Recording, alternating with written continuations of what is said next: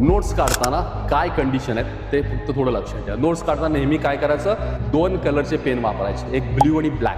पहिलं लक्षात ठेवा.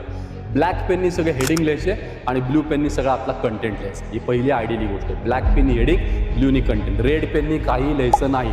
रेड पेन हा रिमार्कसाठी असतो. तुम्ही प्रयोग करून बघा. रेड पेननी समजा 4-5 ओळी लिहिल्यात आणि नंतर त्या जर ओळी तुम्ही परत वाचल्या, पाठ केल्यानं परत आठवायचा प्रयत्न करा, ती सगळी अक्षरं मिक्स होताना तुम्हाला दिसतील, आठवतील तशी. बिलकुल क्लिअर होणार नाही. त्यामुळे हे पक्क डोक्यात ठेवा. रेड पेननी कुठलाही रिमार्कच करण्यासाठी, ते कुठल्याही रायटिंगसाठी वापरायचं नाही. सो ब्लॅकने हेडिंग, ब्ल्यूनी कंटेंट लिहायचा.